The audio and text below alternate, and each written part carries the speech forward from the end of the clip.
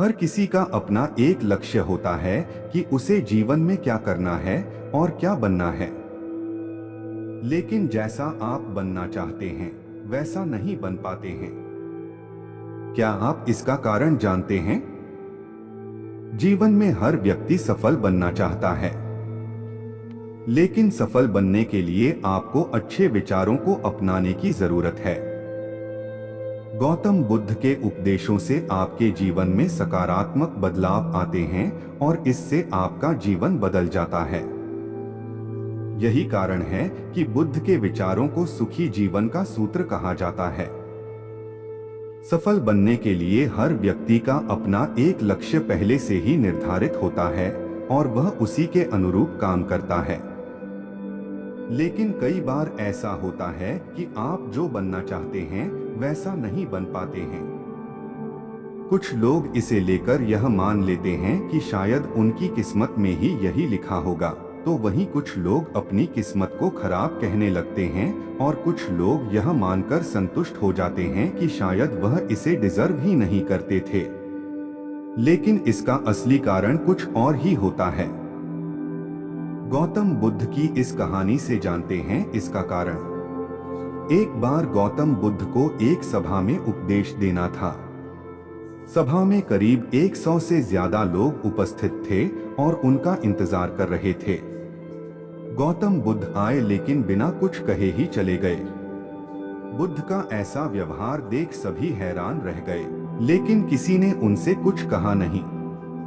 अगले दिन फिर से सभा का आयोजन हुआ, लेकिन आज सभा में उपस्थित लोगों की संख्या घटकर 80 हो गई। आज भी बुद्ध ने ऐसा ही किया। वे सभा में आए लेकिन बिना कुछ बोले चले गए। आज भी लोग हैरान हुए, लेकिन बुद्ध से किसी ने कुछ कहा नहीं। अगले दिन फिर से सभा का आयोजन हुआ और लोगों की संख्या घटकर 50 हो गई। बुद्ध फिर से सभा में आए और बिना कुछ बोले ही चले गए। आज भी बुद्ध से किसी ने कोई प्रश्न नहीं किया। अगले दिन फिर से सभा का आयोजन हुआ और इस बार लोगों की संख्या केवल 30 थी। आज भी बुद्ध बिना कुछ बोले मुस्कुराकर चले गए। आप कहानी को पढ़ते हुए इरिटेट हो गए होंगे और सोच रहे होंगे कि आखिर बुद्ध को कुछ बोलना नहीं तो बार बार सभा का आयोजन क्यों हो रहा है। ठीक इसी तरह सभा में मौजूद लोगों को भी गुस्सा आ रहा था। लेकिन इसका जवाब जानने के लिए आपको धैर्य रखना होगा। अगले दिन फिर से सभा का आयोजन और आज सभा में केवल 15 लोग ही उपस्थित रहे। लेकिन आज गौतम बुद्ध ने अपना स्थान ग्रहण कर लिया और उपदेश देने के लिए बैठ गए। बुद्ध ने जिन 15 लोगों को उपदेश दिए वे उनके भिक्षु बन गए और इन लोगों ने आगे चलकर बुद्ध के ज्ञान को अलग अलग दिशाओं में फैलाया। एक बार इन लोगों ने बुद्ध से प्रश्न किया कि सभा का आयोजन होने के बावजूद भी आप क्यों कई दिनों तक बिना बोले ही चले जाते थे। बुद्ध ने उत्तर दिया, मैं उन लोगों को खोज में था जो लायक हों।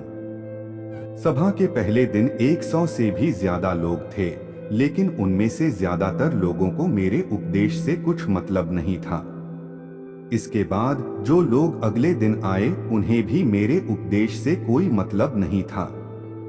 वो तो केवल इसलिए आए थे क्योंकि वो देखना चाहते थे कि आखिर सभा में होता क्या है। लेकिन मुझे ऐसे लोगों की तलाश थी जो मेरे ज्ञान को जनवरी से जनवरी तक पहुंचाएं। मैं कई दिनों तक इसलिए बिना बोले चला गया क्योंकि मैं यह देखना चाहता था कि आखिर वो कौन लोग हैं तो सच में मेरे उपदेश को सुनना चाहते हैं और जिन्हें वास्तव में ज्ञान पाने की प्यास थी। ऐसे लोग ही रोज आए। गौतम बुद्ध कहते हैं कि जिनके भीतर धैर्य था उन्हें मुक्ति का मार्ग मिला और जो लोग जल्दबाजी में थे वो आज घर पर बैठे हुए हैं। बुद्ध कहते हैं कि जिन लोगों में धैर्य का गुण होता है वे जीवन में कुछ भी पा सकते हैं।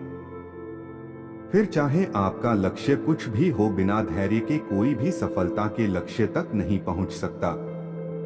आज भागदौड़ भरी जिंदगी में लोगों में धैर्य नहीं है। सभी में जल्दबाजी और शीघ्र अतिशीघ्र किसी कार्य को करने की होड़ मची है। लेकिन गौतम बुद्ध बताते हैं कि अपने भीतर धैर्य को कैसे बढ़ाएं। बुद्ध कहते हैं कि निरंतर अभ्यास से हम अपने भीतर के धैर्य को बढ़ा सकते हैं।